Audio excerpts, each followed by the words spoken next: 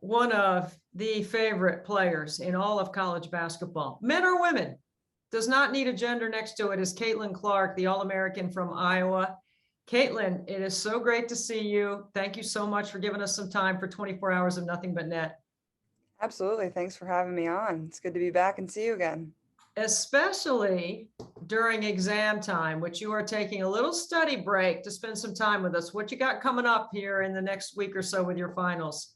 We got 4 finals, but this is a nice little break. I've been studying all day, so getting to talk to you is always special. So I'm excited.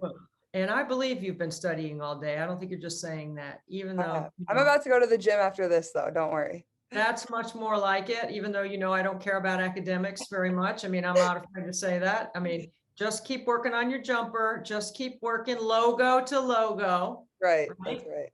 Okay, I so will. there's a lot of logos that we can talk about when we talk about you and your game. So no one's ever done what you've done last year, lead the nation in scoring and assists. Absolutely phenomenal, right? Fun to watch. You're a household name. How do you handle the celebrity of that?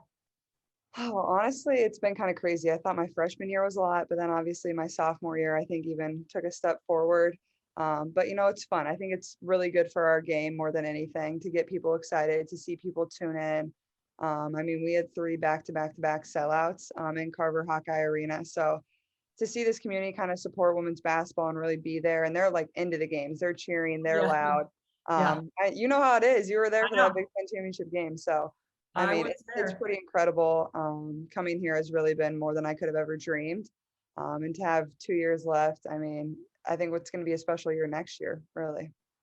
Well, I don't think there's any question. Like, I'm getting a season ticket right now if I'm an Iowa Hawkeye fan. I mean, I think it's going to be the ticket to get. And, I can't tell you how proud it makes people like me of my generation, since I've got a few years on you, actually decades, that someone like me's been, fighting for players like you to have the same opportunity to play in front of the same kind of crowds, to get the kind of television audience that you deserve.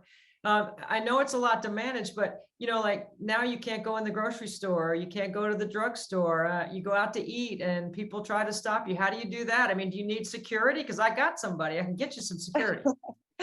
No, I think, like you said, like obviously there's been a lot of people before us that have really fought for our rights and wanted us to have the same opportunities as men. So, I'm very thankful for that. And I think Coach Bluter has done a tremendous job of laying a foundation here. Obviously, we've had a lot of tremendous players before me. I could name a lot: Sam Logic, Kathleen Doyle, Megan Gustafson. I mean, there's a lot, and they've done a lot of work to lay the groundwork at this program, and people were excited about the program even before I got here. But I think even at a higher level now. But I think going out in public and seeing the excitement about our team, about our program, about what we've done is honestly just really special. I don't think I ever get tired of it because I know how fast it's going to go, and I just want to soak up every single second, really.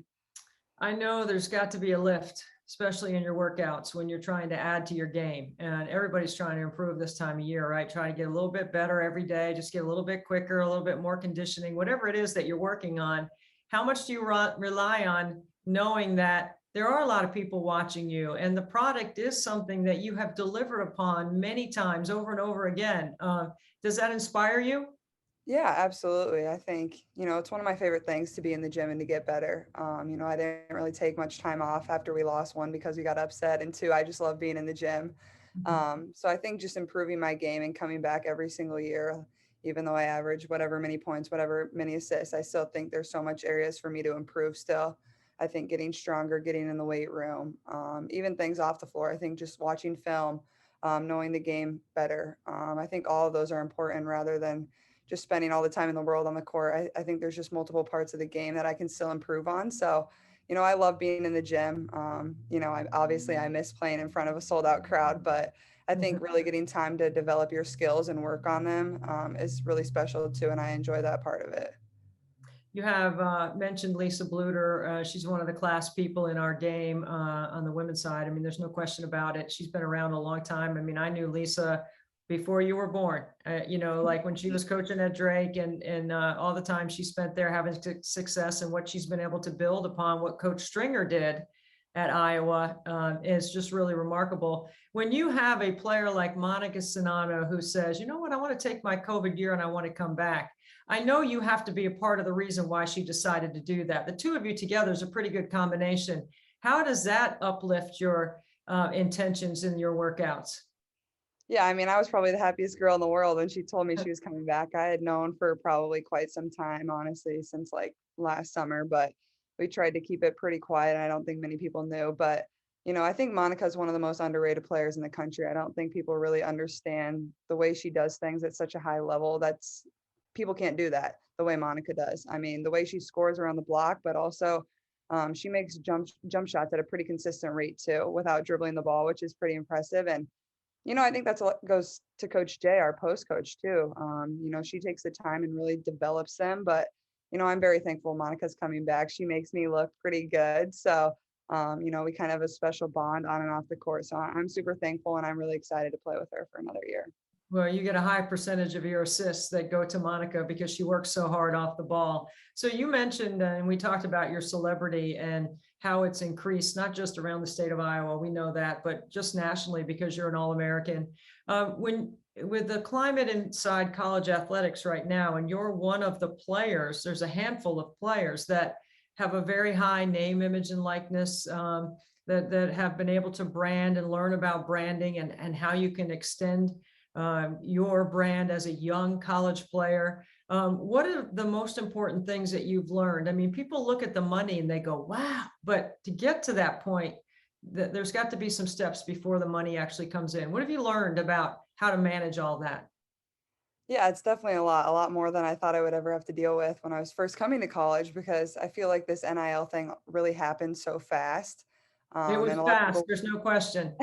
a lot of people weren't really prepared for it. But I think, being in the business school here at the University of Iowa, a very well-known, respected business school, I think more than anything, I'm getting like firsthand business experience, like dealing with contracts, dealing with people, dealing with real companies. That's a lot of experiences that kids don't really get at my age. So I think, getting to be able to network, meet new people, talk to new people, know how the real business world works. It's almost like I feel like I'm getting all my internship hours done in a way, but no, I think it's been incredible. I think it's been cool to watch, everybody not only here at the University of Iowa, but around the country kind of use it in a different way and kind of find their passions through it. So that's been cool to watch. But yeah, I think it's been a good thing. I think people have been using it in the right manner, and I think it's still a learning process for a lot of people. Not everybody really knows what all it entails. So, it's still a learning process for me too. It's a learning process for all of us, because I'm trying to put myself in your position. When I was your age, when I was in college, I was a business major in business management, economics, double major at NC State. And I had never thought about ever having my own business or running my own foundation or doing anything like that at the time, because that's not what we did, right? We went to class, we worked out, we got a job in the summer, and then we came back the next fall and we worked out and we went through the whole thing. I mean, it was just a different way of training and looking at things. I think a lot of people are motivated by different reasons. You can be motivated by money. I can say in my career, I've never been motivated by the amount of money. The only thing that motivates me money wise is this right here. This is the only thing I'm motivated by for money, is try to raise as much Absolutely. money for Special Olympics. Then you could be motivated by your relationships with others. To me, it was my relationships with my teammates. That was so important to me. And even today, decades later, my teammates are still my best friends, and we still do a lot of stuff together, and we rehash the same old stories about what we thought we got away with and trouble and things like that, things that you do as college kids. I'm just wondering, with the name, image, and likeness, the popularity, and still the desire, because I know you, I know your parents, I know where you came from, I know how you grew up. How do you make sure that you stay a good teammate while you're getting all of this exceptional celebrity and you're making all this money off your image and your likeness, and you're on a team sport? Yeah, I think, it's not really something you need to share with everybody. And I think my teammates are really good about that and super supportive of whatever I'm doing. And a lot of my teammates are doing their own things too, and I'm super supportive of them. And I think honestly, our coaching staff is super supportive as well. Coach Bluter is always retweeting, liking, and reposting like the stuff we're doing whatever companies, if it's a bank, if it's a grocery store, or really whatever. So I think knowing there's more to life than money or NIL deals or whatnot. Like the reason I'm here is because I love to play basketball. I love being around the girls on my team. I love playing for this university. And I think that really just grows more and more every single day, which is kind of crazy because I feel like I love it so much. I don't know how it can keep growing, but that's the reason I'm here. I love to, inspire the younger generation. And I think, obviously this was my first year really getting to interact with younger fans and getting to be around them and just see their faces light up. I feel like I was just that little girl, like just a short while ago. So it's crazy to kind of be in that role now, but that's really what it's all about, getting to inspire the next generation, want them to be, grow up and be Hawkeyes one day. So, that's really special. And that's really the reason why I play. I love that answer, Caitlin, because that's exactly the way I thought you would answer it. I know what team means to you. You can see it by the way you play. You do have a lot of stats and you get a lot of numbers, but you also can recognize the way you play and how you incorporate and include and involve. And, I say good point guard answers the 3 W's: who to get the ball to, when, and where. You're so good at, spraying the ball all over the infield, if you will, making sure everybody gets a touch. Okay. So when it comes to the service part of community, and I know you do appearances, and I know you take the time to sign autographs, and I know you're actively involved. I also know that you've done some things with Special Olympics in the past. Tell me about your experience with Special Olympics and why it's important to you. Yeah, I was super involved with Special Olympics all throughout high school for a long while. It was one of the clubs I was involved in. I was involved in quite a few. And, I think it's something that's super easy for me to connect with because it's a lot of my passions, getting to inspire other people. I love sports, not only basketball, but if it was track or wiffle ball or baseball or really whatever, I just loved it. And I think that's kind of stayed the same throughout college. When I was just out at the Wooden Award, we did a Special Olympics thing and got a really, like, we were coaching teams there in the California area, which was super fun. And they were good players. There was this one guy that was probably could have a whole highlight film, probably better than mine, honestly. He was hitting step backs and everything, but no, they're fun. I think just the biggest thing for me is it's like what I love to do. I'm not doing it because I want to look good. It's because it combines what my passions. I think, getting to inspire and be around other athletes, but also because I love sports. That's what I grew up doing. And I feel like that's going to be a part of my life. Even after I hang up my shoes playing basketball, I still, I want to work in the sports world and have a job in that area. So, I think just all those things combined, it's just like a perfect match for me. Well, and you're a perfect match to be a good messenger and servant for our event. My son Frankie just graduated from Clemson in the Clemson Life program, and we are so proud. And Special Olympics and a chance to play sport has been a big part of his whole upbringing. I mean, my husband and I are both, we're athletes. Everything is sport around our house with our boys. If you're going to inspire somebody to consider getting involved in Special Olympics, whether it's volunteering or making a donation to 24 Hours of Nothing But Net, what would you say to them? Yeah, I think it is life changing. I think one, being involved and being a volunteer, you get to experience it up close. I think that's more touching more than anything. Not only does it impact their lives, but I think it impacts yours too.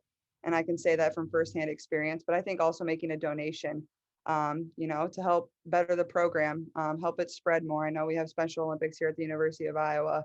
They put on a lot of different events. So, it does make change in our community. So I think that's super important. So I think really any way you can give, even if it's a small donation, it does make a difference. And volunteering your time, I think, could go a long way too. It does make an impact not only on them, but on yourself as well. That's it, Caitlin.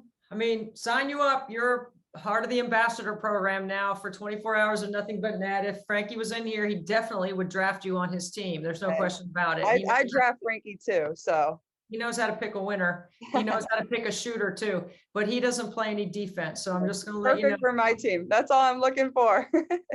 That's all I'm asking for everyone is 1 penny for 2,400 free throws. It's $24. It all goes straight to Special Olympics. Caitlin Clark, you're not just an All-American on the court, you're an All-American off. Thank you so much for your time.